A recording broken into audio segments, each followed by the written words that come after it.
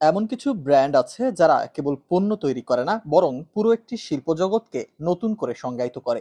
Samsung তেমনই একটি নাম। শুকনো মাছ, নুডলস রপ্তানির একটি সাধারণ ব্যবসা থেকে কিভাবে বিশ্বের শীর্ষস্থানীয় প্রযুক্তি প্রতিষ্ঠানে পরিণত হলো স্যামসাং, এটি এক অবিশ্বাস্য সাফল্যের গল্প।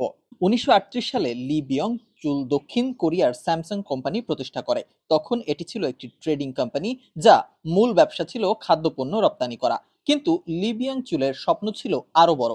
৭০-এর দশকের শেষের দিকে স্যামসাং ইলেকট্রনিক্স শিল্পে প্রবেশ করে, যা ছিল তাদের যাত্রার সবচেয়ে গুরুত্বপূর্ণ মোড়। ধীরে ধীরে তারা বুঝেছিল যে বৈশ্বিক বাজারে টিকে থাকতে হলে কেবল উৎপাদন করলেই হবে না, প্রয়োজন নিজস্ব গবেষণা, উন্নয়ন এবং গুণগত মানে আপোষহীন হওয়া। ৯০-এর দশকে স্যামসাং এর চেয়ারম্যান লি কুন হি এক যুগান্তকারী নিউ ম্যানেজমেন্ট দর্শন নিয়ে সামনে আসেন। তিনি কর্মীদের উদ্দেশ্যে বলেন, পরিবার পরিজন ছাড়া সবকিছু বদলে ফেলো। এই দর্শন স্যামসাংকে পরিমাণ থেকে গুণগত মানের দিকে পুরোপুরি মনোযোগী হতে বাধ্য করে।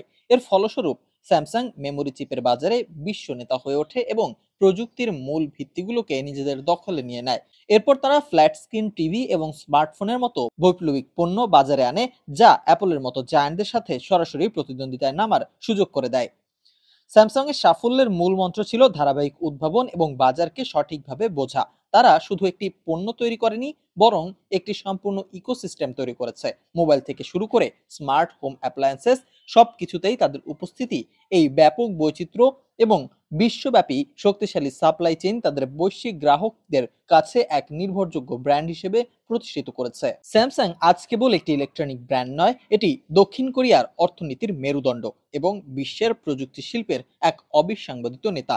এটি ছোট ট্রেডিং কোম্পানি থেকে এক বিশাল কর্পোরেশনে পরিণত হওয়ার গল্প, যা আমাদের শেখায় দূরদৃষ্টি, গুণগত মানের প্রতি দৃঢ় অঙ্গীকার এবং অবিরাম উদ্ভাবন থাকলে যে কোনো স্বপ্নই বাস্তবে পরিণত করা সম্ভব।